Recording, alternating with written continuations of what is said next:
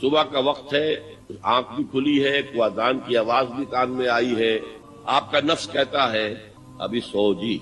آپ نے اپنی چادر یا کمبل کو درست کیا اور کروٹ لیا. یہ کیا ہے؟ آپ نے کس کا حکم پیچھے پھینکا اور کس کا حکم مانا؟ اللہ کے حکم کو پیچھے پھینک دیا، نفس کے حکم کو آگے رکھا. یہ شرک، اس شرک کو جاننے والے بہت کم ہیں. مولانا روم نے خوب کہا تھا، نفس ماں ہم کم ترس فرعون نیست لیکن ایراعون نیست. میرا نفس بھی فرعون سے کم نہیں ہے. فرعون نے کہا تھا نا الیس لی ملک مصر وہذہ الانہار تجری من تحتی، کیا اس ملک مصر کی حکومت میری نہیں ہے؟ اور سارا جو یہ آب پاشی کا نظام ہے، انہار کا نظام ہے، وہ میرے کنٹرول میں نہیں ہے؟ جس کا چاہوں موگا کھلا رکھوں، جس کا چاہوں بند کر دوں. یہ تھا خدائی کا دعویٰ، انا ربکم الاعلی. تو مولانا روم کہتے ہیں میرا نفس بھی اس سے کمتر نہیں ہے. وہ کہتا یہ جسم میرا ہے، اس پر میرا حکم چلے گا، میں نہیں جانتا کون اللہ کون رسول، کیا حرام کیا حلال. تو فرعون سے کم تو نہیں ہے میرا نفس. لیکن ایراعون اس کی بہت مدد تھی، فوج تھی، لاؤ لشکر تھا، تو اس نے زبان سے بھی کہہ دیا کھل کر انا ربکم الاعلی. میں مسکین ہوں، غریب ہوں، میرے پاس کوئی طاقت نہیں ہے، میں زبان سے تو کچھ نہیں کہہ سکتا، اندر سے میرا نفس یہی کہتا. یہ نفس کی حکومت قرآن کہتا ہے. میں حیران ہوتا ہوں، دو جگہ یہ مضمون آیا ہے. ارأیت من اتخذ الہہ ہواہ افانت تکون علیہ وکیلا. اے نبی تم نے دیکھا اس شخص کو، اس کے حال پر غور کیا جس نے اپنی خواہش نفس کو اپنا الہ بنا لیا ہے. اللہ اکبر. الہ، لا الہ الا اللہ، کلمہ توحید کا مرکزی لفظ یہاں آ رہا ہے. من اتخذ الہہ ہواہ، جس نے اپنی خواہش نفس کو اپنا معبود بنا لیا، الہ بنا لیا. افانت تکون علیہ وکیلا، کیا آپ ایسے شخص کی کوئی ذمہ داری لے سکتے ہیں؟ سود حرام ہوا کرے جی، حرام ورام، ہمارا دھندا جو ہے وہ آگے بڑھ نہیں سکتا. اللہ کے حکم کو پیچھے ڈالا، نفس کے تقاضے کو آگے رکھا. کون معبود ہے آپ؟ نام عبداللہ رکھیے، نام عبد الرحمان رکھیے، ہے عبد النفس، نفس کے بندے، نفس کے غلام. پوچھا گیا ایو الہجرت افضل یا رسول اللہ، اے اللہ کے رسول بتائیے سب سے اعلیٰ ہجرت کون سی ہے، افضل؟ فرمایا ان تہجر ما کرہ ربک، ہر اس چیز کو چھوڑ دو جو تمہارے رب کو پسند نہیں. آج رات ہی سے آپ ہجرت شروع کر سکتے ہیں. جائزہ لیجئے کیا کیا چیزیں میری زندگی میں خلاف شریعت ہے، تو اللہ کو ناپسند ہے. فیصلہ کیجئے کہ آج کے بعد نہیں ہوگی. ہجرت شروع ہو گئی. افضل الہجرہ، سب سے افضل ہجرت شروع ہو گئی. المجاہد من جاہد نفسہ، جہاد تو یہاں سے شروع ہو گیا، اپنے نفس کے خلاف جہاد کرنا.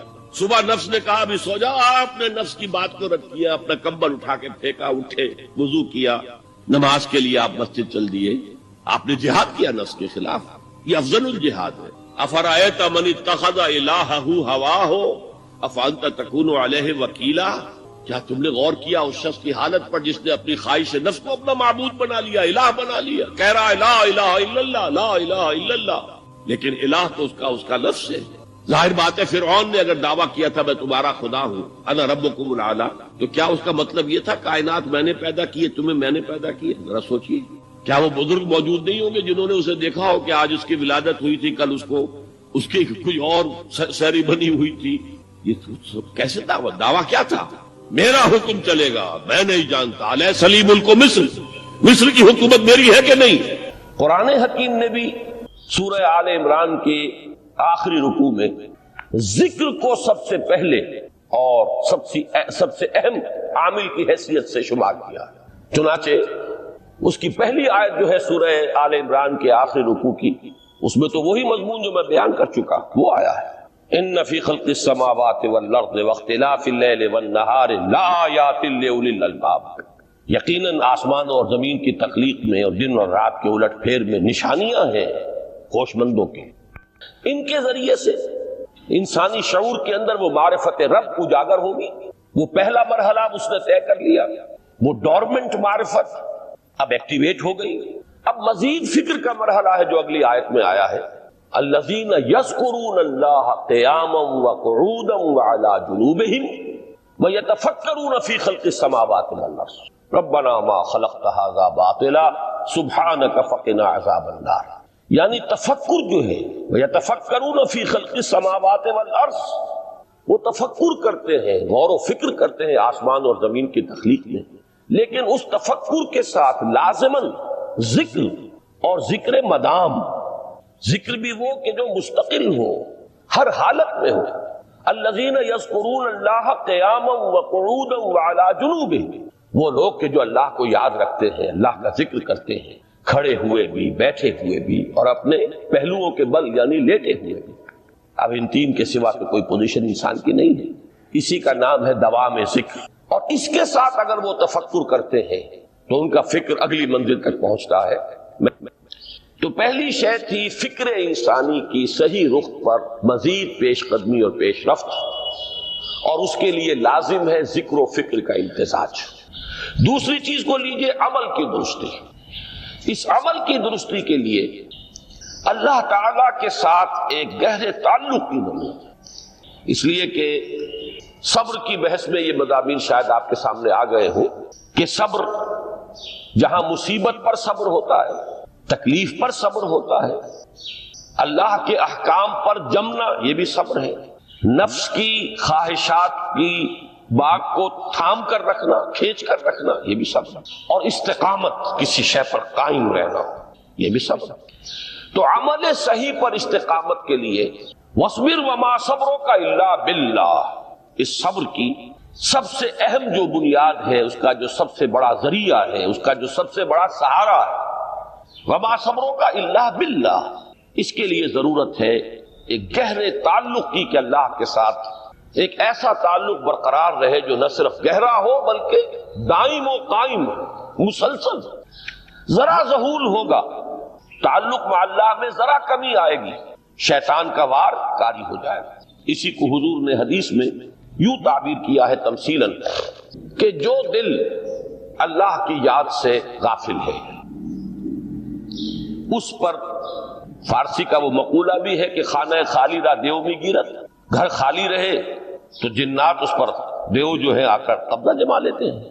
تو خانہ قلب جو ہے اگر یاد خدا بندی سے خالی ہو گیا تو شیطان ابلیس لعین اپنی تھوتنی ٹکا دیتا ہے۔ یہ لفظ آتا ہے سور کے منہ کے لیے تھوتنی، جس طرح اس کا نکلا ہوا سا منہ ہوتا ہے آگے، تو یہ لفظ استعمال کیا گیا کہ وہ اپنی تھوتنی انسان کے دل پر جما کر اور پھوکے مارنی شروع کر دیتا ہے۔ تو شیطان کو موقع ہی تب ملتا ہے جب انسان کے تعلق مع اللہ کے اندر کمی ہو، وہ خانہ بالکل خالی ہو گیا ہو یا اتنا ضعیف ہو گیا ہو کہ کل عدم ہو جائے، گویا کہ نہیں۔ تیسری چیز کی طرف آئیے، روحانی ترقی۔ روحانی ترقی کے لیے میں ایک اصطلاح کے سامنے لا رہا ہوں، اس سے مراد کیا ہے؟ روحانی ترقی کے لیے ہماری دینی اصطلاح ہے تقرب الی اللہ، اللہ سے قریب تر ہوتے چلے جانا۔ اس پر میرا ایک کتابچہ بھی ہے، تقرب الی اللہ کے دو مدارج، دو درجے، جو در حقیقت ایک حدیث نبوی علیہ الصلوۃ والسلام ہی پر مبنی ہے کہ حضور نے ایک درجہ قرار دیا ہے تقرب بالفرائض، فرائض کے ذریعے سے انسان اللہ کا قرب حاصل کرے۔ ایک ہے تقرب بالنوافل، نوافل کے ذریعے سے اللہ کا قرب حاصل کرے۔ ان میں کیا نسبت و تناسب ہے، اہمیت کے اعتبار سے کون بڑھ کر ہے، بلندی کے اعتبار سے کون بڑھ کر ہے، یہ تمام مسائل میں نے اپنی اس تقریر میں بیان کیے تھے جو اس کتابچے میں شائع ہوئی ہے۔ اس وقت میں اس کی تفصیل میں نہیں جا رہا، صرف یہ تذکرہ اس لیے کر رہا ہوں کہ جن کو بھی خواہش ہو جائے وہ اس کا مطالعہ کرے۔ ہماری اس وقت کی گفتگو سے وہ کتابچہ اس جگہ پر منسلک ہوگا۔ تو تقرب الی اللہ، یہ تقرب کوئی فزیکل فینومینن نہیں ہے، جسمانی یا مادی مسئلہ نہیں ہے۔ اللہ سے قرب یہ نہیں ہے کہ کوئی کروڑوں میل کا فاصلہ ہے، اب ہمیں کوئی رسی پر چڑھنا ہے اوپر بڑی محنت اور مشقت سے، فصل تو ہے ہی نہیں، فاصلہ ہے ہی نہیں، بعد ہے ہی نہیں۔ نحن اقرب الیہ من حبل الورید، ہم تو انسان سے اس کی شہرگ سے بھی زیادہ قریب ہیں۔ ہوا معکم اینما کنتم، وہ تو تمہارے ساتھ ہی ہوتا ہے جہاں کہیں بھی تم ہو، بس صرف یہ کہ تمہاری توجہ نہیں ہوتی، تم اور چیزوں میں مشغول و مصروف رہتے ہو، تم ہماری طرف دھیان ہی نہیں دیتے، تم ہماری طرف متوجہ ہی نہیں ہوتے۔ ہم تو مائل بے کرم ہے، کوئی سائل ہی نہیں، راہ دکھلائیں کسے رہنوے منزل ہی نہیں۔ انسان جب متوجہ ہو جاتا ہے اور بڑھتا ہے، آگے پیش قدمی کرتا ہے روحانی اعتبار سے، تو یہ ہے در حقیقت تقرب الی اللہ، اور اسی کو ہم کہیں گے روحانی ترقی۔ اب ان تین چیزوں کو اگر آپ نے ذہن میں جما لیا، پھر میری بات کی ترتیب اس کو ذہن میں قائم کیجئے۔ ہم چلے کہاں سے کہ دین کے ساتھ اصل مناسبت فلسفے کی نہیں، حکمت کی۔ نمبر 2، حکمت قرآنی کا پہلا اور اہم ترین اور بنیادی مسئلہ معرفت رب کا حصول ہے۔ اس کا نتیجہ شکر خدا، اس کا ذریعہ آیات آفاقی، آیات انفسی، اور سب سے بڑھ کر آیات قرآنیہ ہے جو الذکر ہے، جو تذکرہ ہے، جو ذکرہ ہے۔ لیکن اس پہلے مرحلے کو اگر کوئی انسان بفضل ہی تعالی، اللہ کے فضل و کرم سے طے کر لے، اب اس کے سامنے 3 مسئلے ہیں۔ فکر کی مزید پیش رفت، مزید پیش قدمی صحیح رخ پر، اس کے لیے ذکر اور فکر دونوں کا امتزاج لازمی۔ فقر قرآن اختلاط ذکر و فکر۔ الذین یذکرون اللہ قیاما وقعودا وعلی جنوبہم ویتفکرون فی خلق السماوات۔ دوسری شے عمل کا درست رہنا، نہ افراط و تفریط ہو، عدم توازن ہو، نہ انسان نفس سے مغلوب ہو جائے، نہ انسان جذبات کی رو میں اندھا ہو جائے، نہ انسان ماحول سے مرعوب ہو کر متاثر ہو، صحیح رخ پر اس کا عمل۔ نمبر 3، روحانی ترقی، جو اصل حاصل ہے، جو اصل مقصود ہے۔ نمبر 2 چیز کے لیے تعلق مع اللہ ضروری، نمبر 3 کے لیے تقرب الی اللہ۔ اب غور کیجئے، ان تینوں چیزوں کا بڑا گہرا تعلق ہے نماز کے ساتھ۔ ان تینوں کے لیے ستون کی حیثیت نماز کو، لہذا ایمان کے بعد یا معرفت رب کے بعد حکمت دین کا اہم ترین مسئلہ نماز، صلاۃ۔ اس لیے کہ ایک طرف یہ انسان کو اللہ کے ساتھ ایک گہرے تعلق کا ذریعہ فراہم کرتی ہے، اپنے تمام مصروفیات میں سے، ان مشغولیتوں میں جن میں گم ہونے کا خدشہ ہوتا ہے، نکلو۔ 24 گھنٹے کے معمولات میں سے کم 5 مرتبہ تو لازماً نکلو، اور اپنے آپ کو ذرا، اپنے حواس کو بھی، اپنی باطنی کیفیات کو بھی ذرا تازہ کرو۔ اگر کوئی گندگی، نجاست، کسی طرح کی ناپاکی کا کوئی معاملہ ہے، طہارت حاصل کرو۔ طہارت سے تمہارے اندر روح کو بھی بالیدگی ہوگی، تمہارے حواس بھی تازہ ہوں گے، تم گویا کہ بحیثیت کل تمہاری ہستی چاق و چوبند ہو جائے گی۔ وہ کسل، وہ سستیاں، وہ جو ایک کثافتیں ہوتی ہیں، ان سب سے نجات حاصل کرو، اور اب اپنے رب کے حضور میں کھڑے ہو جاؤ، اس کے ساتھ اپنا عہد بھی تازہ کرو، اس کی اہم صفات کو بھی اپنے ذہن میں پھر مستحضر کرو۔ یہی وجہ ہے، دیکھیے میں نے جو آیات آپ کو شروع میں سنائی تھی، سورہ لقمان کی 2 آیتیں، پہلی آیت میں اس کا ترجمہ کر چکا، دوسری آیت وَلَقَدْ وَإِذْ قَالَ لُقْمَانُ لِابْنِهِ وَهُوَ يَعِظُهُ يَا بُنَيَّ لَا تُشْرِكْ بِاللَّهِ إِنَّ الشِّرْكَ لَظُلْمٌ عَظِيمٌ۔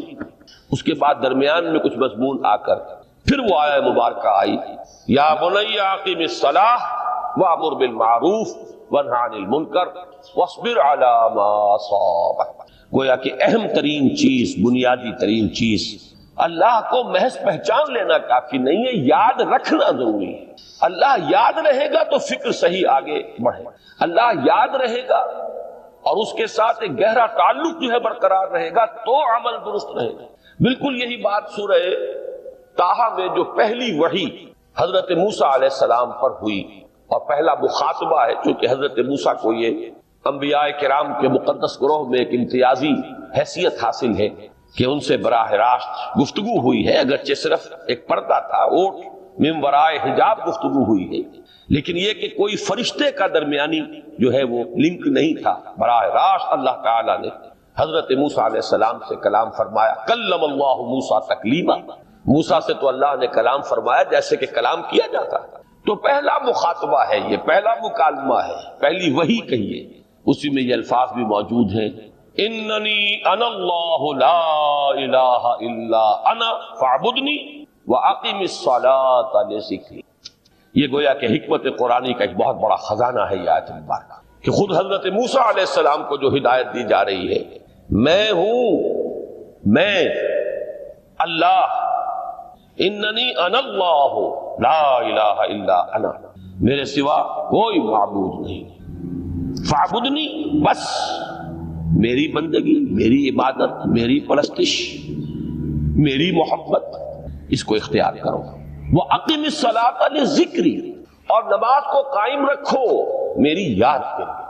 بلکہ اسی سلسلہ کلام میں آگے چل کر سورہ طٰہٰ میں آتا ہے، کافی گفت و شنید کے بعد جب حضرت موسیٰ نے کچھ معذرت بھی کی، کچھ دعائیں بھی کی، اللہ نے ایک دعا قبول بھی کی کہ ان کے بھائی کو بھی شریک کر دیا، حضرت ہارون کو بھی۔ اس کے بعد پھر جب فرمایا کہ اب جاؤ فرعون کی طرف، تو اس میں فرمایا وَلَا تَنِيَا فِي ذِكْرِي، اور دیکھنا یہ جو عظیم مشن تمہارے کندھے پر آ گیا ہے، بڑا بھاری اور کٹھن ایک فرض ہے جو تم پر عائد ہو گیا ہے، اس کے لیے سب سے بڑی تمہارے پاس جو قوت کا ذریعہ ہے وہ نماز ہے۔ اقیم فَلَا تَنِيَا عَن ذِكْرِي، میری یاد میں کبھی غفلت نہ کرنا، اس میں کبھی کوئی کمی نہ آنے دینا۔ جیسا کہ میں نے عرض کیا تھا کہ جیسے ہی وہ تعلق جو ہے کمزور پڑتا ہے یا منقطع ہو جائے معاذ اللہ، تو پھر انسان گویا کہ شیطان کے لیے ایک لقمہ تر بن جاتا ہے۔ اب آپ غور کیجئے، تیسری شے تقرب الی اللہ، اس کے حوالے سے بھی جو فرائض اور نوافل کی بات ہے اس کو اس وقت ذہن سے نکال کر یہ سمجھیے کہ اس میں نماز کا کیا مقام ہے، اس لیے کہ نماز فرض بھی ہے، نماز نفل بھی ہے، وہ تو دونوں میں شریک ہو جائے گا۔ اب اس کو لفظ صلاۃ کے حوالے سے آپ ان دونوں چیزوں کو سمجھیں۔ صاد لام واو یا یہ چونکہ حروف علت ایک دوسرے سے بدلتے رہتے ہیں، یہ جو مادہ ہے اس کی جو خالص لغوی اصل ہے، جو خالص عربی زبان میں اس کا بنیادی مفہوم ہے، وہ آگ جلانا یا آگ تاپنا یا آگ سینکنا، حرارت حاصل۔ لہذا بار بار آتا ہے جہنم کے ذکر میں اسلوہا، اب جلو اس میں، تاپو اس کو، یہ سینکے گی تمہیں۔ بلکہ تفتلون کا لفظ آیا ہے حضرت موسیٰ کے کلام میں، جب وہ گئے تھے کوہ طور پر، جب پہنچ گئے تو تھے آگ کی تلاش میں، لعلکم تفتلون، تو اپنے اہل خانہ سے یہی کہا تھا کہ مجھے کہیں وہ روشنی نظر آ رہی ہے، غالباً کوئی وہاں سے آگ مل سکے گی، ورنہ یہ کہ کوئی رہنمائی کو رستہ مجھے مل سکے گا، میں وہ آگ لے آؤں گا، کوئی چنگاری وہاں سے لے آؤں، لعلکم تفتلون، تاکہ تم، اب یہ اصطلاح در حقیقت باب افتعال ہے، اور یہ تے یہاں پر توئے کی شکل اختیار کر گئی، تا نے توبن کی صورت اختیار کی صاد کی وجہ سے۔ بہرحال اس کا سب سے بنیادی مفہوم جو ہے وہ ہے تاپنا، سکائی حاصل کرنا، حرارت۔ اس کے حوالے سے سمجھ لیجئے کہ سب سے بنیادی تعلق اس کا جو ہے وہ روح کے ساتھ ہے۔ روح میں محبت خداوندی کی آگ اگر ٹھنڈی پڑ گئی ہو، اگر محبت خداوندی کی حرارت میں کمی ہو گئی تو اس کو اثر نو، جس کو کہ میں آج سوچ رہا تھا تو ایک لفظ ذہن میں آیا کہ جیسے بیٹری اس کو ریچارج کیا جاتا ہے، اسی طریقے سے روح کے اندر محبت خداوندی کی اس حرارت کو اثر نو تازہ کرنا، یہ ہے در حقیقت نماز کا اصل مقصد۔ اس لیے کہ اس لفظ کا بنیادی مفہوم، اصل لغوی مفہوم تو یہ، اگرچہ اس کا سب سے زیادہ کثرت سے جو استعمال ہوتا ہے، اور لفظ صلاۃ جس سے در حقیقت جس تصور پر مبنی ہے وہ ہے اقدام، کسی کی طرف متوجہ ہونا اور پھر دعا۔ صلاۃ کا سب سے قریبی مفہوم لفظی جب بیان کیا جائے گا، اس سے مراد، اس کے معنی، تو دعا اس میں اہم ترین ہے۔ کسی کی طرف توجہ کرنا، مناجات کرنا، گفتگو کرنا، مخاطبہ، مکالمہ، دعا، یہ در حقیقت صلاۃ کا سب سے بڑا اصطلاحی مفہوم ہے۔ لیکن جو اس کا مادہ ہے صاد لام واو یا صاد لام یا، اس کا اصل مفہوم جو ہے وہ تاپنا، حرارت حاصل کرنا۔ تو ان دونوں کے حوالے سے عرض کر رہا ہوں، وہ تاپنا اور حرارت حاصل کرنا وہ ہے روح کے اعتبار سے۔ وہ جو کہا اقبال نے کہ بجھی عشق کی آگ اندھیر ہے، مسلمان نہیں راہ کا ڈھیر، یہ عشق کی آگ جب بجھ جاتی ہے، در حقیقت یہی تو انسان کی روحانی موت ہے۔ جب یہ نہ رہے تو چاہے منطق میں بہت انسان ماہر ہو، مجھے اقبال کا ایک شعر یاد آیا تقابل کرتے ہوئے، ایک انسان محکوم اور ایک انسان حر، آزاد انسان، ان کی نفسیات میں جو بنیادی فرق علامہ اقبال نے مختلف مواقع پر بیان کیے ہیں۔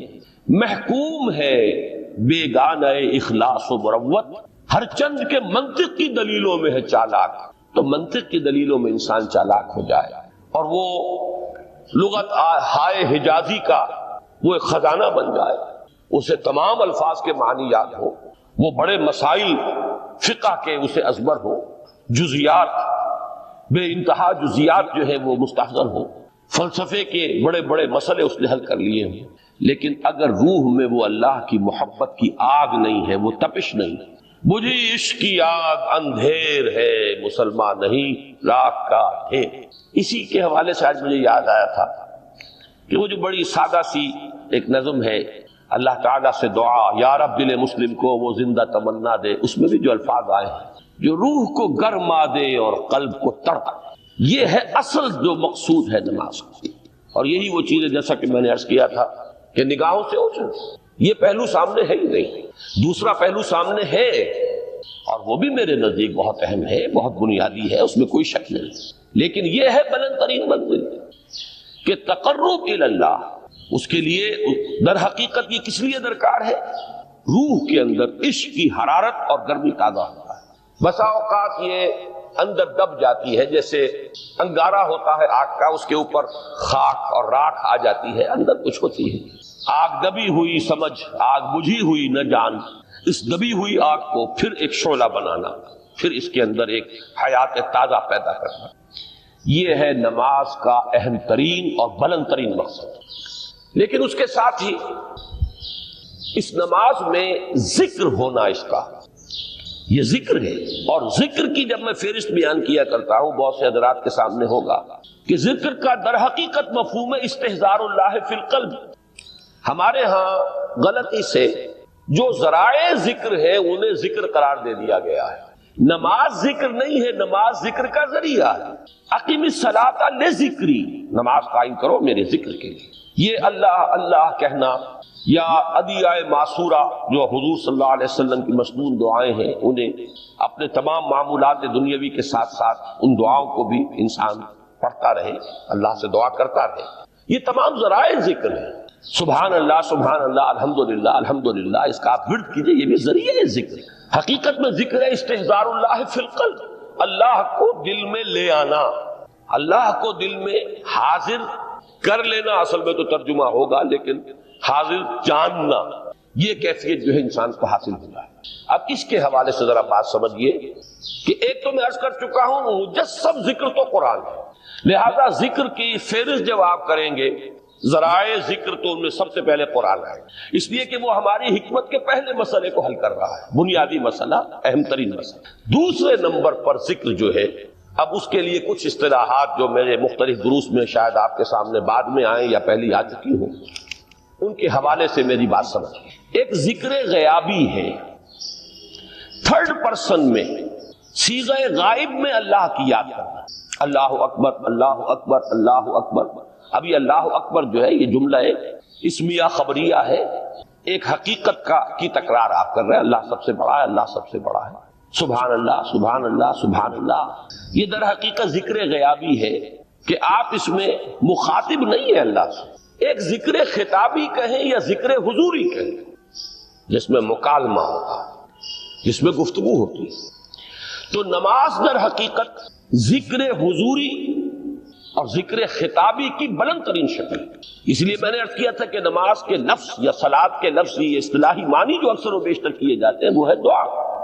اور دعا میں ہوتا کیا ہے؟ مکالمہ ہے, مخاطب, اے اللہ, اے میرے رب, اے پروردگار.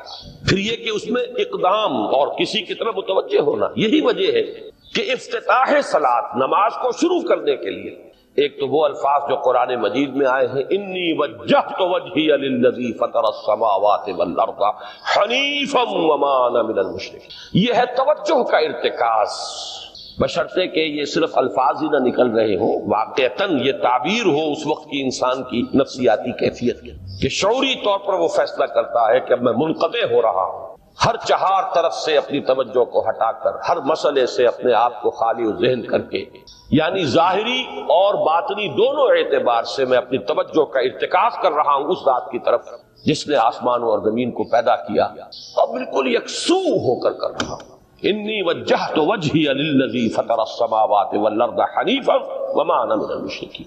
اور دوسری وہ جو دعا جس سے ہم افتتاح کرتے ہیں اپنی نماز کا, دیکھیں اس میں خطاب کا کس قدر اہتمام. وہاں سبحان اللہ نہیں ہے, سبحانک اللہم, پاک ہے تو اے رب ہمارے, وبحمدک وتبارک اسمک وتعالی جدک. آپ غور کر رہے ہیں, یہ ہے تخاطب, براہ راست مخاطب ہونا. تو سب سے پہلی بات تو یہ ہوئی کہ ذکر کی ایک شکل ہے ذکر غیابی, دوسری ذکر حضوری, اور ذکر حضوری یا ذکر خطابی کی بلند ترین منزل, بلند ترین اس کا ذریعہ نماز. اس کو ایک پہلو سے اور سمجھ لیجئے. سورہ فاتحہ جب پھر ہم پڑھتے ہیں جسے الصلاۃ کہا گیا ہے، جو لب لباب ہے، خلاصہ ہے، اس میں پھر تدریجاً غیاب سے حضور کی طرف پیش قدمی ہوتی ہے. الحمدللہ رب العالمین الرحمن الرحیم مالک یوم الدین. یہ ذکر غیابی ہے، اس میں ابھی خطاب نہیں آیا. یہ وہی جملہ اسمیہ ہے. کل تعریف اس اللہ کے لیے ہے جو تمام جہانوں کا پروردگار ہے، مالک ہے، جو رحمان ہے، رحیم ہے، جزا و سزا کے دن کا مختار و مالک ہے. اب یہ غیاب سے حضور کی طرف ایاک نعبد و ایاک نستعین اہدنا الصراط المستقیم. یہ ہے وہ. اب پہلے ایک معاہدہ ہے، ایک اقرار ہے، اعتراف ہے، وعدہ ہے، اور پھر دعا ہے، استدعا ہے کہ حضور نے فرمایا، یقول اللہ تعالی، اللہ یہ فرماتا ہے. اسی لیے اس کو حدیث قدسی کہیں گے. قسمت الصلاۃ بینی و بین عبدی نصفین. میں نے نماز کو اپنے اور اپنے بندے کے مابین آدھا آدھا تقسیم کر دیا. اب یہاں تک تو جملہ ہے اللہ کا، یہ ہے حدیث قدسی. اب آگے جو ہے نریشن اس کی جو ہے حضور صلی اللہ علیہ وسلم کی جانب سے ہے، یعنی خبر دے رہے ہیں اللہ کی طرف سے ہی. ویسے تو تمام احادیث ہی گویا کہ ہم سمجھتے ہیں انسپائرڈ تو اللہ کی طرف سے ہی، لیکن یہ کہ جہاں صراحت ہو کہ اللہ کہتا ہے وہ حدیث قدسی. تو یقول اللہ تعالی قسمت الصلاۃ بینی و بین عبدی نصفین، یہاں تک تو حدیث قدسی. اب دوسری عام حدیث ہے، اذا قال العبد الحمد للہ رب العالمین یقول اللہ تعالی حمدنی عبدی. جب بندہ کہتا ہے الحمدللہ رب العالمین، پروردگار کہتا ہے میرے بندے نے میری حمد کی. جب بندہ کہتا ہے الرحمن الرحیم، پروردگار فرماتا ہے ثنا علی عبدی، میرے بندے نے میری ثنا کی، بڑی تعریف کی. جب بندہ کہتا ہے مالک یوم الدین، اللہ فرماتا ہے مجدنی عبدی، میرے بندے نے میری بڑی بزرگی بیان کی ہے، تمجید کی ہے. پھر جب بندہ کہتا ہے ایاک نعبد و ایاک نستعین، اللہ فرماتا ہے ھذا ما بینی و بین عبدی ولعبدی ما سأل. یہ ہے میرے اور میرے بندے کے درمیان. یہ تو معاہدہ ہے نا. معاہدے میں تو دو فریق جکڑے جاتے ہیں، بند جاتے ہیں. یہ میرے اور میرے بندے کے درمیان ہے، اور میرے بندے نے جو طلب کیا میں نے دیا. اس لیے کہ اس میں طلب بھی تو ہے، ایاک نستعین، تیری مدد چاہتے ہیں، یہ طلب ہے. اسی کی شرح ہے جو اب آخری 3 آیتیں ہیں. پروردگار ہم تیری مدد چاہتے ہیں، پروردگار ہم تیری ہی بندگی کرتے ہیں اور کریں گے، اور تیری ہی مدد چاہتے ہیں، چاہیں گے. اگر حال میں اس کا ترجمہ کریں گے زمانہ حال کے اعتبار سے، اس لیے کہ فعل مضارع میں تو دونوں موجود ہیں، شامل ہیں، تو یہ ایک اعتراف ہے، اظہار حال ہے. اللہ کرے کہ وہ واقعتاً صحیح اظہار حال ہو، ہم واقعی اللہ کی بندگی کرتے ہوئے یہ کہیں کہ ایاک نعبد. ورنہ اگر ہماری اصل صورتحال سے وہ مطابقت نہ رکھتا ہو تو پھر تو ایک طرح کا جھوٹ ہو جائے گا، غلط بیانی ہو جائے گا. ایاک نعبد، تیری ہی بندگی کرتے ہیں، اور مستقبل میں کیجئے، کریں گے، یہ ہے عہد. تیری ہی مدد چاہتے ہیں، تجھی سے مدد طلب کرتے ہیں، تجھی سے مدد چاہتے رہیں گے. اس کے لیے فرمایا وَلِعَبْدِ مَا سَأَلَ. اور پھر اس کے بعد وہ استدعا ہے اهدنا الصراط المستقیم صراط الذین انعمت علیہم غیر المغضوب علیہم ولا الضالین. اس حدیث میں اس کو ایک ہی جملے کو لیا گیا ہے، ایک ہی جملے کی حیثیت سے. جب بندہ یہ کہتا ہے تو اللہ فرماتا ہے ھذا لعبدی ولعبدی ما سأل، یہ خالص میرے بندے کے لیے ہے. اس بندے نے ایک درخواست پیش کی ہے اور میں نے گرانٹ کی، وہ اپلیکیشن، وہ ریکویسٹ گرانٹڈ ہم نے دے دی. ولعبدی ما سأل، یہ ہے اس کی تاثیر کا عالم. بشرطے کے معاملہ وہ شعور کے ساتھ، بشرطے کے مطابقت ہو ظاہر اور باطن کی، بشرطے کے مطابقت ہو قول اور فعل کی. تو اس کا اتنا اونچا مقام ہے کہ ایک ایک جملہ ادھر ادا ہوا، ادھر اللہ کی طرف سے ریسپانس مل رہی ہے. افلاک سے آتا ہے نالوں کا جواب آخر، اٹھتے ہیں حجاب آخر، کرتے ہیں خطاب آخر.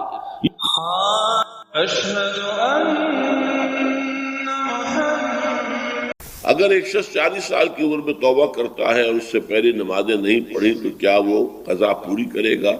میں اس کی ضرورت محسوس نہیں کرتا. جو علماء بتاتے ہیں کہ ہر ایک نماز کے ساتھ اتنی ہی رکعتیں اور پڑھ لی جائیں تاکہ پچھلی قضا میں آپ کر لیں گے تو میرے نزدیک وہ نوافل میں شمار ہو جائیں گے. لیکن یہ ہے کہ توبہ سے قبل کے تمام گناہ اللہ تعالیٰ معاف کر. توبہ خالص ہو، صحیح ہو، شرائط پوری، حقیقی ندامت ہو، آئندہ طے ہو جائے کہ اللہ کا کوئی حکم نہیں ٹالوں اور چھوڑ دیا جائے گناہوں، تو پھر توبہ صحیح ہے. اور اگر وہ حقوق العباد کا معاملہ ہے تو یا تو اس شخص سے معافی مانگی جائے، حاصل کی جائے معافی، یا اس کی تلافی کی جائے. چوتھی شرط یہ ہے حقوق العباد، بندوں کے حقوق وہ بندے ہی کریں گے، یا پھر آخرت میں آپ کی نیکیاں اس کو دے دی جائیں گی یا اس کے برے اعمال آپ کے کھاتے میں ڈال دیے.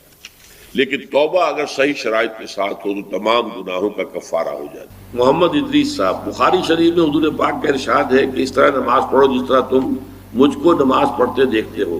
سوال یہ کہ حضور نے کس طرح نماز پڑھی جبکہ بخاری شریف میں حضور نے رفع یدین کی نماز پڑھی ہے. بخاری شریف میں حضور نے رفع یدین کی نماز پڑھی ہے. دیکھیے حضور نے مختلف طریقوں اختیار کیے مختلف اوقات میں. اب صحابہ کا طرز عمل یہ ہوتا تھا کہ مثلا ایک روایت آتی ہے کہ ایک صحابی حضور سے ملنے آئے تو بدوی تھے، دیہات کے آدمی تھے. انہوں نے حضور کو دیکھا کہ آپ کا گریبان کھلا ہوا تھا، آپ نے بٹن لگائے ہوئے نہیں تھے. پھر انہوں نے ساری عمر اپنے گریبان کے بٹن نہیں لگائے کہ میں نے محمد کو اس طرح دیکھا ہے صلی اللہ علیہ وسلم. اب یہ ان کا جذبہ ہے، ان کی نیکی ہے، اتباع کا جذبہ ہے.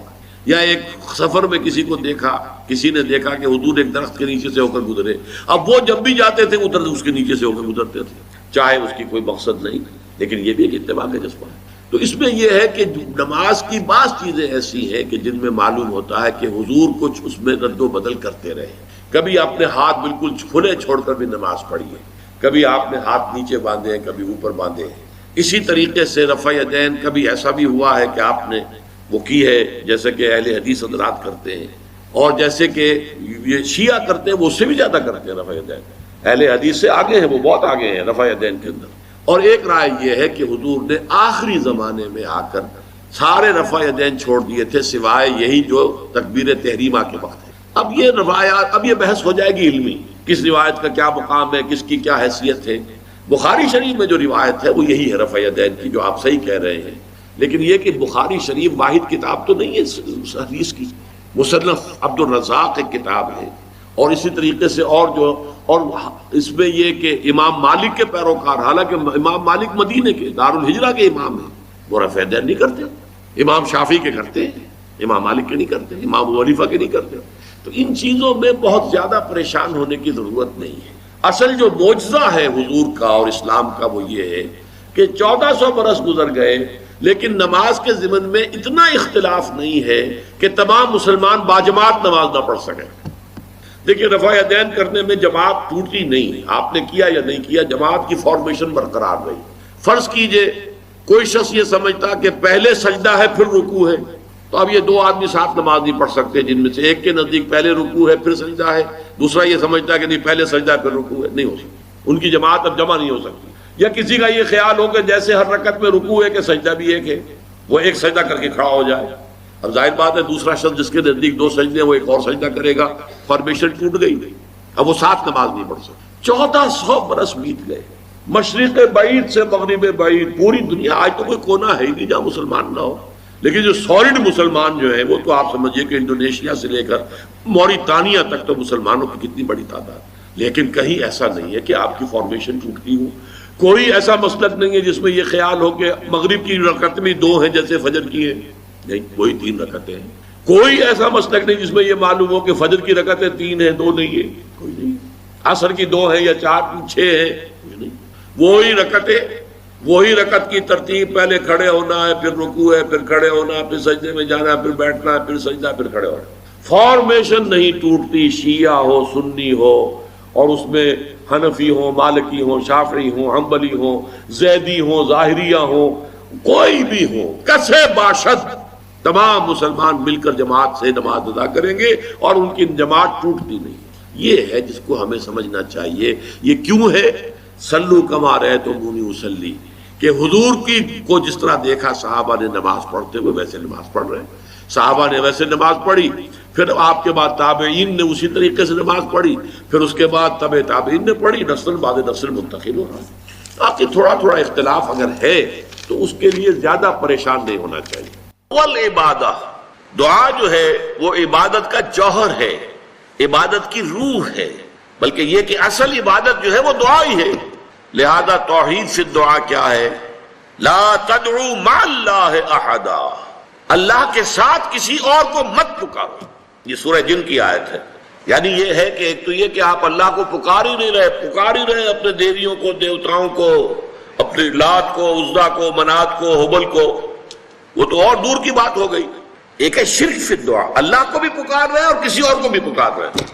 اب وہ کوئی اولیاء اللہ بھی ہو سکتے ہیں، کوئی ملائکہ ہو سکتے ہیں، کوئی انبیاء کی ارواح ہو سکتی ہیں. کسی کو پکارنا کسی کا بھی ہوگا. دعا لا تدعو مع اللہ احدا. اور یہ در حقیقت ہم جب ہر رکعت جو ہے نماز کی ایاک نعبد و ایاک نستعین، پروردگار ہم صرف تیری ہی بندگی کرتے ہیں اور کرتے رہیں گے، اور صرف تجھ ہی سے مدد مانگتے ہیں اور مانگتے رہیں گے. یہ ہمارا قول و قرار ہے، یہ ہمارا عہد ہے اللہ کے ساتھ. اس کے خلاف نہ ہو، کسی کو پکارنے کی اجازت نہیں ہے. یہاں ایک باریک نکتہ سمجھ لیجئے. ایک ہے کسی کو پکارنا، کسی سے مدد چاہنا، کسی سے کسی کام کے اندر جو ہے کوئی امداد کی خواہش کرنا، جو کہ ہو دنیاوی جو معمولات ہیں، جو عام ہمارے قواعد ہیں، ظاہری مادی اسباب و وسائل کے درجے میں، وہ شرک نہیں ہے. میں کسی سے کہتا ہوں مجھے ذرا پانی پلا دو، یہ بھی ایک دعا ہے، استمداد ہے، مدد آپ نے مانگی ہے، اس سے اپنی ایک ضرورت پوری کرنے کے لیے کہا ہے. لیکن کیا ہے یہ کہ گھڑا ہے، وہاں رکھا ہوا ہے، وہاں پانی ہے، اس میں سے پانی لائے گا وہ دے دو. جو ظاہری قوانین طبیعہ جو ہے ان کے دائرے کے اندر کوئی دعا، کوئی استمداد، کوئی استعانت، کوئی استغاثہ، اس میں کوئی حرج نہیں. غیبی اعتبار سے کسی کے ساتھ بھی کوئی دعا کی جائے گی اللہ کے سوا، وہ شرک ہے. وہ استدعا ہو، استغاثہ ہو، استعانت ہو، استمداد ہو، استنصار ہو، کچھ بھی ہو، غیبی طور پر دنیا کے معروف طریقوں میں اور جو ہمارے طبعی قوانین ہیں ان کے دائروں کے اندر مدد مانگنا، اس میں قطعاً کوئی شرک نہیں ہے، توحید ہے. البتہ اس میں بھی ایک باریک نکتہ ہے. ایک بزرگ تھے جو فوت ہو گئے، انہوں نے یہ بات مجھے جس طرح سمجھائی تھی وہ آج بھی میں ان کا مشکور ہوں کہ دنیا میں عام قاعدے قانون کے تحت بھی کسی سے کچھ کہنا کہ بھائی میرا یہ کام آپ کر دیجئے، آپ کر سکتے ہیں، ایک دفعہ کہنا جائز ہے. دوسری مرتبہ یاد دلا دینا کہ شاید بھول گئے، وہ بھی جائز ہے. تیسری مرتبہ کہنا شرک ہو جائے گا. اور اس میں الہا و زاری کرنا اور خوشامدیں کرنا اور گڑ گڑانا، یہ تو شرک ہے. تم نے یہ سمجھا ہے کہ تمہارا کام یہی کر سکتا ہے، کام کرنے والا تو اللہ ہے. لا فاعل فی الحقیقت ولا مؤثر الا اللہ.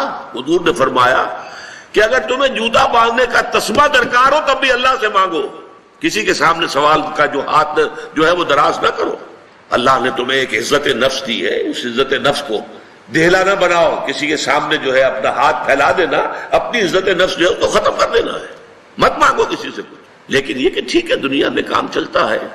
حضور کا شکی شان تو یہ تھی کہ اگر آپ سواری پر ہوتے تھے اور آپ کی چھڑی گر گئی تو سواری کو بٹھا کے اس سے اتر کر چھڑی خود اٹھاتے تھے. آپ کسی اپنے ساتھی سے یہ نہیں کہتے تھے کہ میری چھڑی پکڑا دو مجھے. آپ کی تو غیرت کا عالم جو ہے وہ بہت بلند تھا، بہت بلند تھا، بہت بلند تھا. لیکن دنیاوی عام طریقے سے یہ کہ ٹھیک ہے بھئی آپ ایک کام ہے آپ کر سکتے ہیں، یہ کر دیجیے. اس نے کہہ دیا ٹھیک ہے میں کروں گا، پھر بھول گیا یا کچھ اور ہوا. دوسری مرتبہ یاد دہانی کرا دی. تیسری مرتبہ جو ہے انہوں نے کہا کہ پھر اس میں شرک کی بو آنے لگتی ہے کہ معلوم ہوتا ہے کہ آپ نے سمجھا ہے کہ اسی کو اختیار حاصل ہے، یہی مقتدر ہے، اسی کو آپ کا کام کرنے کا جو ہے وہ پوری قوت اور قدرت حاصل ہے، اور یہ چیز جو ہے یہ شرک کی بو اس میں سے آنی شروع ہو جاتی ہے. لیکن یہ ہے معاملہ سارا جو اسباب عادیہ کے تحت، اس سے ماورا آپ کسی کو نہیں پکار سکتے. میں معذرت کے ساتھ عرض کروں گا اگر کسی کے جذبات کو ٹھیس پہنچے، آپ شیخ عبد القادر جیلانی رحمۃ اللہ علیہ کو نہیں پکار سکتے، محمد الرسول اللہ کو نہیں پکار سکتے. اور واقعہ یہ ہے کہ محمد الرسول اللہ کو تو پکارا بھی نہیں جاتا، پکارتے لوگ ہیں زیادہ حضرت علی کو، یا علی مدد. شرک. دیکھیے سب سے بات نکتے کی بتا دوں آپ کو، فرشتے کو تو ہم مانتے ہیں نا. حضرت شیخ عبد القادر جیلانی رحمۃ اللہ علیہ کی روح ہے یا نہیں ہے، سنتی ہے نہیں ہے، حاضر ہے کہ نہیں ہے، ناظر ہے کہ نہیں ہے، 100 اختلاف ہو جائیں گے. اختلافات کی تو گنجائش ہے نا. فرشتہ ہے یا نہیں ہے؟ وہ تو فرشتہ تو ہے، آپ کے دونوں کندھوں پہ بیٹھا ہوا ہے. کرامن کاتبین ہے کہ نہیں ہے؟ یرسل علیکم حفظہ، آپ کے جو باڈی گارڈ اللہ فرشتہ نہیں بھیجتا. لیکن آپ فرشتے سے بھی نہیں کہہ سکتے کہ میرا یہ کام کرو. فرشتے کے وجود پہ تو کوئی شک نہیں ہے. یا جبرائیل میرا یہ کام کر، قطعاً نہیں، غلط، شرک. لا تدعوا مع اللہ احدا، اللہ کے سوا پکارنا کسی کو نہیں ہے، دعا کسی سے نہیں ہے، استغاثہ کسی کا نہیں ہے، استعانت کسی سے نہیں ہے، استمداد کسی سے نہیں ہے، استنصار کسی سے نہیں ہے سوائے اللہ کے۔ جب مجھے اپنے دل میں یاد کرتا میں بھی اسے اپنے دل میں یاد کرتا ہوں۔ جب میرا بندہ کسی محفل میں میرا ذکر کرتا ہے میں اس سے کہیں بہتر محفل میں اس کا ذکر کرتا ہوں۔ اللہ کی محفل تو ملائے اعلیٰ کی ہے، ملائکہ مقربین کی ہے۔ بہرحال اللہ کو تم اپنے دل میں مستحضر رکھو، اللہ تعالیٰ تمہیں بھی یاد رکھے گی۔ دوبارہ فرمایا احفظ اللہ تجدہ امامک تجاہک، اللہ کو یاد رکھو تو اپنے سامنے موجود پاؤ گا، جب چاہو دعا کرو تو احفظ اللہ تجدہ امامک یا تجاہک، اپنے سامنے موجود۔ اذا سألت فاسأل اللہ، اب آ گیا وہ مرکز کی بات۔ دیکھو جب مانگو اللہ سے مانگو، غیر اللہ کے سامنے ہاتھ دراز کرو ہی مت۔ ایک حدیث میں آتا یعنی حرام نہیں ہے، دنیاوی قواعد اصول قوانین کے تحت کسی سے مدد چاہنا، کوئی سوال کرنا حرام نہیں ہے۔ آپ کو سوال کریں مدد میں، اسی پر دنیا قائم ہے، ایک دوسرے کے ساتھ تعاون کے ساتھ۔ لیکن اونچا مقام کیا ہے؟ کسی سے سوال مت کرو سوائے اللہ، یہاں تک کہ جوتے باندھنے کا تسمہ تمہیں درکار ہے تو بھی کسی سے مت مانگو، اللہ سے مانگو۔ کیا پتہ اللہ کس کے دل میں ڈال دے اور وہ آ کے تمہیں تسمہ پیش کر دے۔ ہوتا ہے ایسا مسافر جو اللہ کے ساتھ لو لگا کر رکھنے والے ہیں، ان کے تو ایسے واقعات ہوتے ہیں کہ دل میں ایک بات آئی اور اس کے بعد وہی بات جو ہے وہ کوئی شخص آ گیا اس نے وہ بات پوری کر دی۔ کیونکہ لوگوں کے دل جو ہے وہ تو اللہ کی دو انگلیوں کے مابین جو چاہتا پھر دیتے۔ کیا پتہ اللہ کسی فرشتے کو انسانی شکل میں بھیج دے، آتا ہے فرشتہ آتا ہے انسانی شکل میں آتا ہے، آپ کی تکلیف کو رفع کر دے، آپ کی ضرورت کو پورا کر دے، اسی سے مطلب کسی اور سے۔ یہ ہے توحید کا لب لباب۔ یوں سمجھیے اسلام کی جڑ کیا ہے؟ ایمان۔ اسلام کا جو خارجی نظام عمل ہے، انفرادی اعمال ہو اجتماعی ہو، ان سب کی روح رواں کیا ہے؟ ایمان۔ ٹھیک ایک بات ہو گئی۔ ایمان کا خلاصہ لب لباب کیا؟ ایمان باللہ۔ ویسے ایمان بالآخرہ بھی ہے، ایمان بالملائکہ ہے، ایمان بالانبیاء ہے، ایمان بالرسل ہے، ایمان بالکتب ہے، ایمان بالقلب ہے، لیکن اصل ایمان۔ اسی لیے ایمان مجمل میں آپ کو معلوم ہے کسی اور چیز کا ذکر نہیں ہے۔ آمنت باللہ کما ہوا باسمائہ وصفاتہ وقبلت جمیع احکامہ اقرار باللسان وتصدیق بالقلب۔ یہ ایمان مجمل ہے، اجمالی طور پر ایمان اس کا نام ہے۔ ہاں مفصل تفصیلی طور پر آمنت باللہ وملائکتہ وکتبہ ورسلہ والیوم الآخر والقدر خیرہ وشرہ من اللہ تعالی۔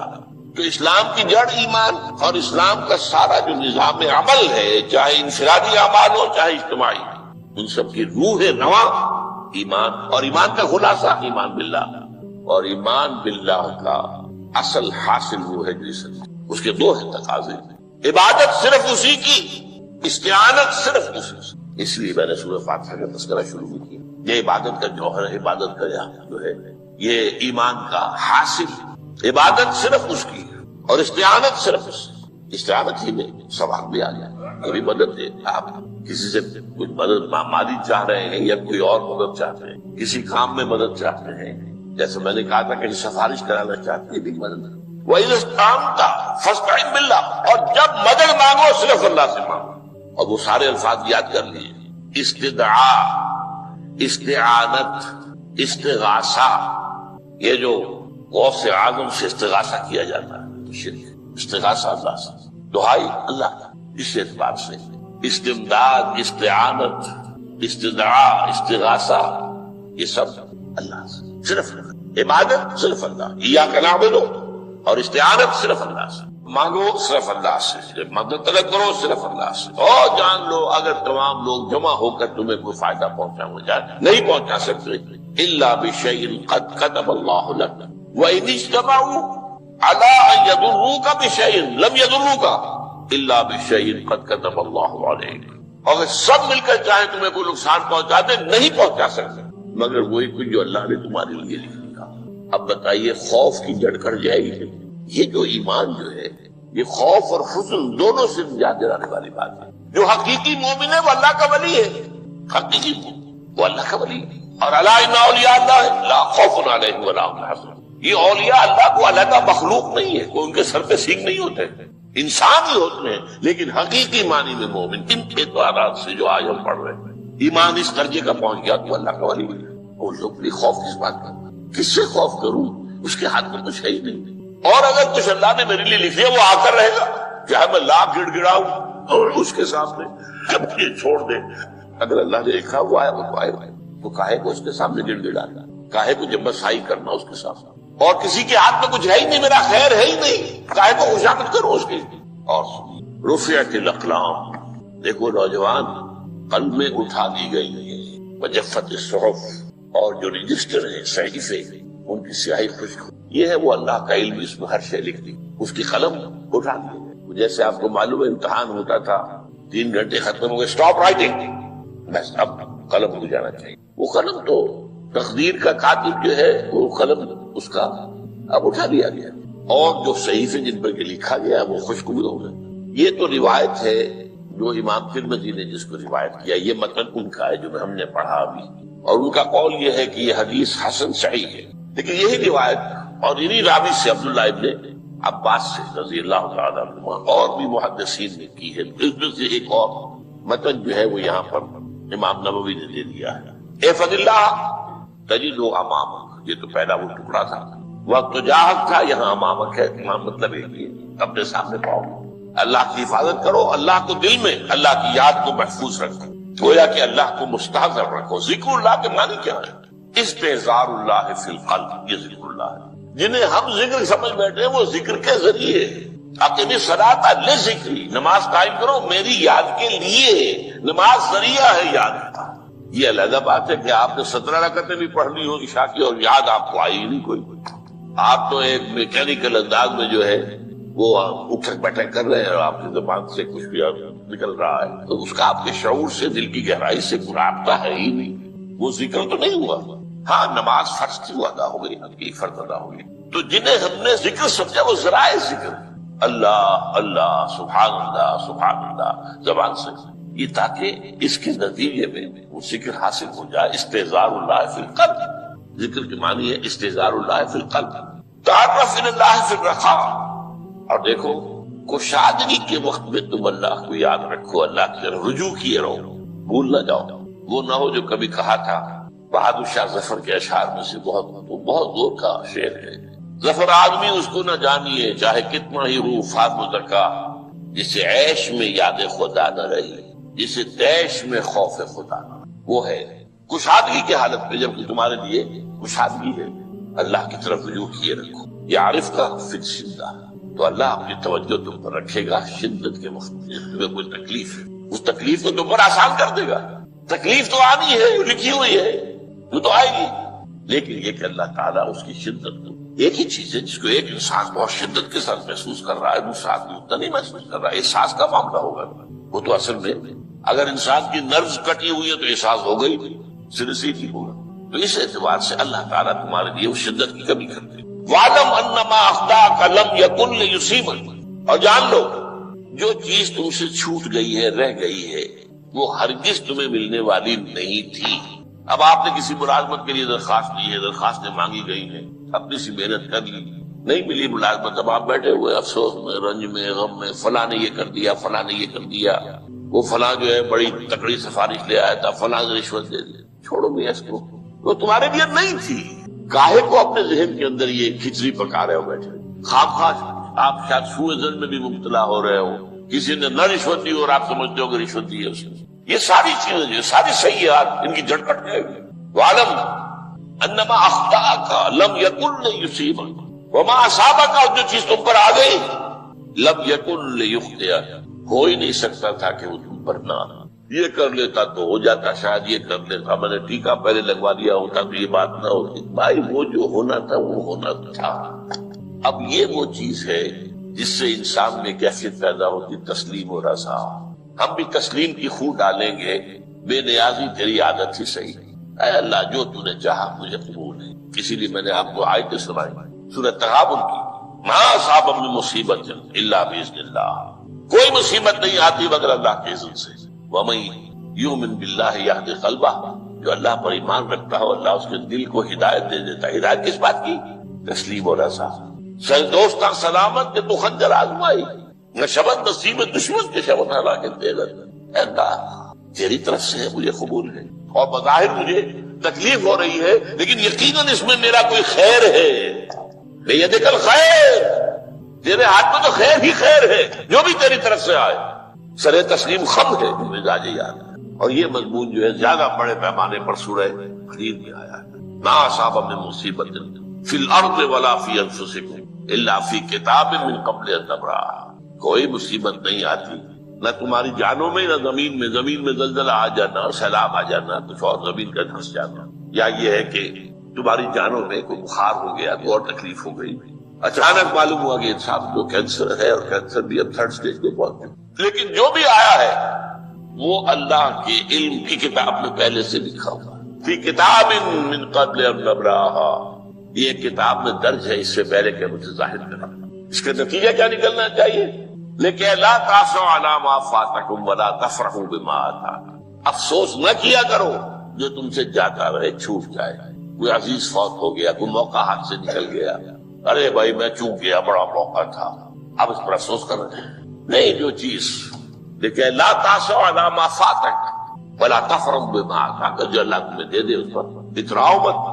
وما اصابک لم یکن لیخطئک واعلم ان النصر مع الصبر، اور جان لو اللہ کی مدد صبر کے ساتھ آتا، جو آئے اس کی طرف سے جھیلو، زبان پر کلمہ شکوہ اور شکایت نہ آئے، اللہ سے شکایت نہ، تسلیم و رضا، جو تیری رضا ہے، تیری صحت ہمیں منظور ہے، لیکن اس کو مولانا محمد علی جوہر ایک مرتبہ جیل میں گئے، ایک بیٹی بیمار ہوئی، فوت ہو، اس کے بعد دوسری مرتبہ پھر جیل میں گئے، دوسری بیٹی کو وہی بیماری ہوئی، جیل میں اطلاع ملی کہ بیٹی کو یہ بیماری ہوئی، تو خط لکھا ہے اشعار کی شکل کا، آخری شعر یہ ہے، تیری صحت ہمیں منظور ہے، لیکن اس کو نہیں منظور تو پھر ہم کو بھی منظور، ہم تو چاہتے ہیں میں بیٹی کے تجھے شفا ہو جائے، اسے منظور نہیں، لیکن ہمیں بتا وَاعْلَمْ أَنَّ النَّصْرَ مَعَ الصَّبْرِ وَأَنَّ الْفَرَجَ مَعَ الْكَرْبِ، فرج، فراخی، کھل جانا کسی چیز کا، یہ ہے قد کے ساتھ، تکلیف کے ساتھ، تکلیف ہوتی ہے ساتھ، اللہ نے قانون بنایا ہے دنیا کا۔ اب آپ اندازہ کیجئے بچے کی ولادت میں ماں کو کتنی تکلیف اٹھانی پڑتی، آج کل تو فیشن ہو گیا ہے، سیدھے سیدھے جاؤ آپریشن کراؤ، تکلیف سے بچ جاؤ، لیکن یہ ہے کہ یہ بھی آپ کے علم میں ہوگا، وہ ساری تکلیف جیسے ہی بچے کو لا کر ماں کے برابر لٹایا ہے، ساری تکلیف ختم، پھر جو راحت میسر آتی ہے۔ ان الفرج مع الکرب وان مع العسر یسرا، اسی لیے میں نے وہ آیتیں بھی پڑھی تھی، ان مع العسر یسرا، ان مع العسر یسرا، اس دنیا میں یہ اللہ نے نظام بنایا ہے، سختیاں جھیلنی ہی ہوں گی، لقد خلقنا الانسان فی کبد، ہم نے انسان کو پیدا کیا مشقت کے اندر، مشقت تو کرنی پڑے گی، کسی کی جسمانی مشقت زیادہ، کسی کی ذہنی مشقت زیادہ، مشقت سے چارہ کسی کو نہیں، تو یہ ہے ان مع